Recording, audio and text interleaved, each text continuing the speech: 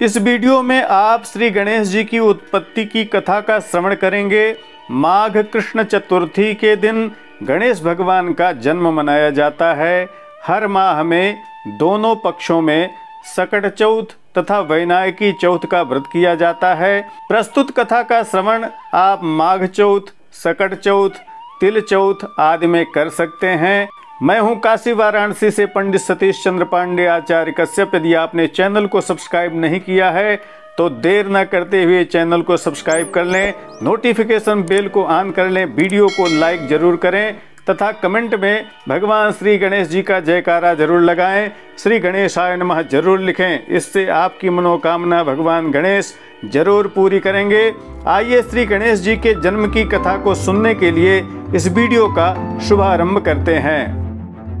बोलिए श्री गणेश भगवान की जय। आइए अब भगवान श्री गणेश जी की उत्पत्ति से संबंधित तथा गणेश चतुर्थी से संबंधित कुछ कथाओं का श्रवण करते हैं। यह कथा सुनने पढ़ने से समस्त कष्ट दूर हो जाते हैं, बल बुद्धि विद्या प्राप्त होती है। बोलिए श्री गणेश भगवान की जय। एक समय भगवान विष्णु और माता लक्ष्मी के विवाह की तैयारियां चल रही थीं। इसमें सभी देवताओं को निमंत्रित किया गया, लेकिन विघ्नहर्ता गणेश जी को निमंत्रण नहीं भेजा गया। सभी देवता अपनी पत्नियों के साथ विवाह में आए, लेकिन गणेश जी उपस्थित नहीं थे। ऐसा देखकर देवताओं ने भगवान विष्णु से इसका कारण पूछा। उन्होंने कहा कि भगवान शिव और पार्वती को निमंत्रण भेजा है, गणेश अपने माता पिता के साथ आना चाहें तो आ सकते हैं। हालांकि उनको 1.25 मन मूंग, 1.25 मन चावल, 1.25 मन घी और 1.25 मन लड्डू का भोजन दिन भर में चाहिए। यदि वे ना ही आएँ तो ही अच्छा है। दूसरे के घर जाकर इतना सारा खाना पीना अच्छा भी नहीं लगता। इस दौरान किसी देवता ने कहा कि गणेश जी अगर आएँ तो उनको घर के देखरेख की जिम्मेदारी दी जा सकती है। उनसे कहा जा सकता है कि आप चूहे पर धीरे धीरे जाएंगे तो बारात आगे चली जाएगी और आप पीछे रह जाएंगे। ऐसे में आप घर की देखरेख करें। योजना के अनुसार विष्णु भगवान के निमंत्रण पर गणेश जी वहां उपस्थित हो गए। उनको घर के देखरेख की जिम्मेदारी दे दी गई। बारात घर से निकल गई और गणेश जी दरवाजे पर ही बैठे थे। यह देखकर नारद जी ने इसका कारण पूछा तो उन्होंने कहा कि विष्णु भगवान ने उनका अपमान किया है। तब नारद जी ने गणेश जी को एक सुझाव दिया। गणपति ने सुझाव के तहत अपने चूहों की सेना बारात के आगे भेज दी, जिसने पूरे रास्ते को खोद दिया। इसके फलस्वरूप देवताओं के रथों के पहिए रास्ते में ही फंस गए। बारात आगे नहीं जा पा रही थी।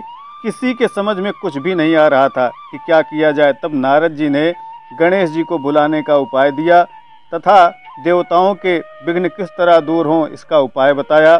भगवान शिव के आदेश पर नंदी गजानन को लेकर आए। देवताओं ने गणेश जी का पूजन किया। तब जाकर रथ के पहिए गड्ढों से निकल गए, लेकिन कई पहिए टूट भी गए। उस समय पास में ही एक लोहार काम कर रहा था, उसे बुलाया गया। उसने अपना काम शुरू करने से पहले गणेश जी का मन ही मन स्मरण किया और देखते ही देखते सभी रथों के पहियों को ठीक कर दिया। उसने देवताओं से कहा कि लगता है कि आप सभी ने शुभ कार्य प्रारंभ करने से पहले विघ्नहर्ता गणेश जी की पूजा नहीं की है, तभी ऐसा संकट आया है। आप सब गणेश जी का ध्यान कर आगे जाएं, आपके सारे काम हो जाएंगे। देवताओं ने गणेश जी की जय जयकार की और बारात अपने गंतव्य तक सकुशल पहुंच गई। भगवान विष्णु और माता लक्ष्मी का विवाह संपन्न हो गया। बोलिए गणेश जी महाराज की जय। एक अन्य कथा के अनुसार राजा हरिश्चंद्र के राज्य में एक कुम्हार रहते थे। वह मिट्टी के बर्तन बनाते थे, लेकिन वे कच्चे रह जाते थे। एक पुजारी की सलाह पर उसने इस समस्या को दूर करने के लिए एक छोटे बालक को मिट्टी के बर्तनों के साथ आवा में डाल दिया। उस दिन संकष्टी चतुर्थी का दिन था। उस बच्चे की माँ अपने बेटे के लिए परेशान थी। उसने गणेश जी से बेटे की कुशलता की प्रार्थना की। दूसरे दिन जब कुम्हार ने सुबह देखा तो आवा में उसके बर्तन तो पक गए थे, लेकिन बच्चे का बाल भी बांका नहीं हुआ था। वह डर गया और राजा के दरबार में जाकर सारी घटना बताई। इसके बाद राजा ने उस बच्चे और उसकी माँ को बुलवाया तो माँ ने सभी तरह के विघ्न को दूर करने वाले संकष्टी चतुर्थी का वर्णन किया। इस घटना के बाद से महिलाएं संतान और परिवार के सौभाग्य के लिए सकट चौथ का व्रत करने लगी। बोलिए गणेश जी भगवान की जय।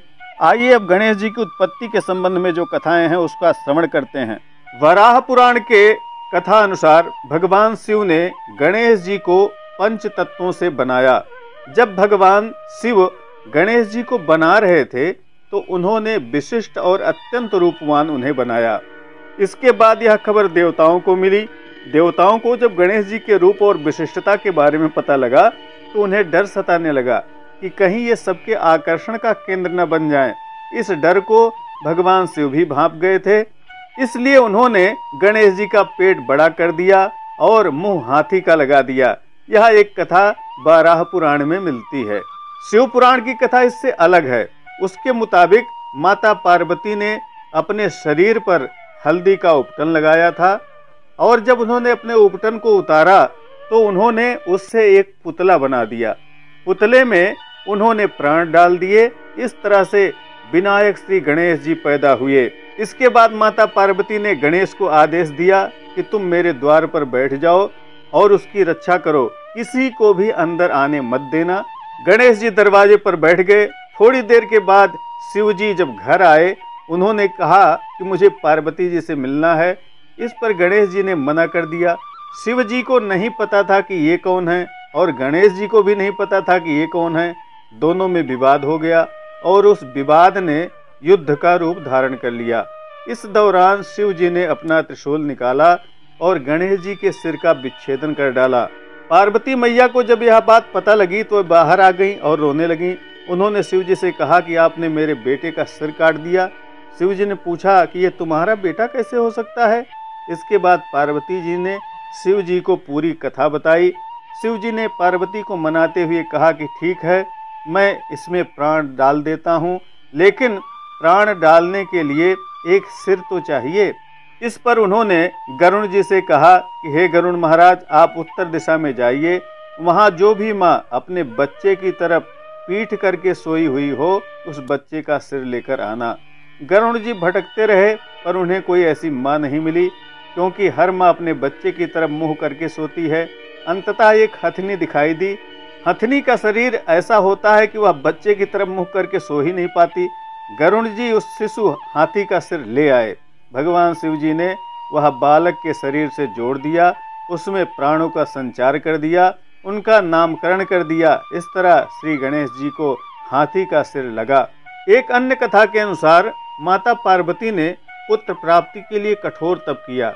उस तप से प्रसन्न होकर स्वयं श्री गणेश जी ब्राह्मण का रूप धारण कर उनके पास पहुँचे।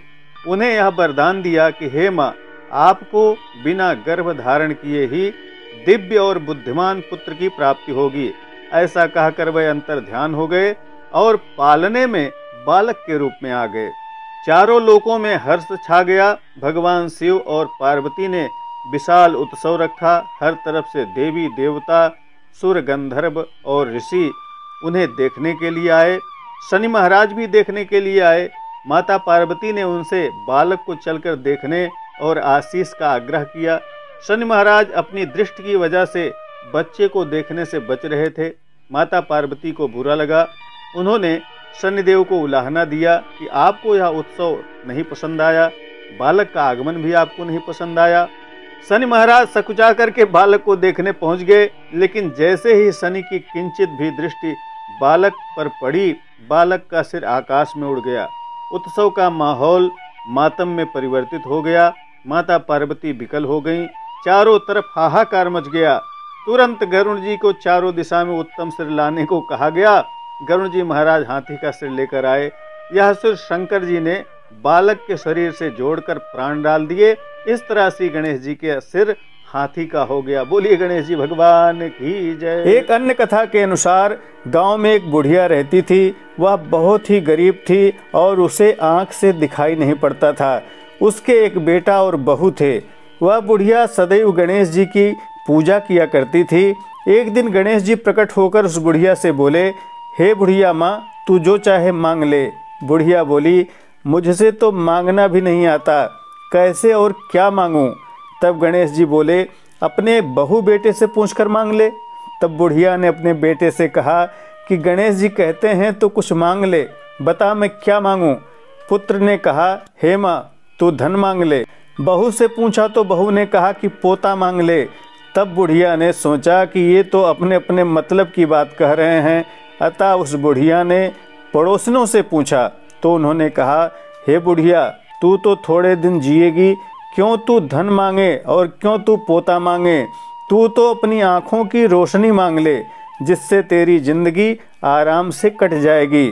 इस पर बुढ़िया बोली कि यदि आप हम पर प्रसन्न हैं तो मुझे 9 करोड़ की माया दें, निरोगी काया दें, अमर सुहाग दें, आँखों की रोशनी दें, नाती दें, पोता दें और सब परिवार को सुख दें और अंत में मोक्ष दें। यह सुनकर गणेश जी बोले, हे बुढ़िया माता, तुमने तो हमें ठग लिया, फिर भी जो तूने मांगा है वचन के अनुसार सब कुछ तुझे मिलेगा। और यह कहकर गणेश जी अंतर ध्यान हो गए। उधर बुढ़िया माँ ने जो कुछ मांगा था उसे सब कुछ मिल गया। हे गणेश जी महाराज, जैसे तुमने उस बुढ़िया माँ को सब कुछ दिया वैसे ही सबको देना। बोलिए गणेश जी भगवान की जय। कथा कोई भी हो, उत्पत्ति कैसी भी हुई हो, लेकिन गणेश जी बल बुद्धि विद्या के दाता हैं, विघ्नों को नष्ट करने वाले हैं, रिद्धि सिद्धि शुभ लाभ को प्रदान करते हैं।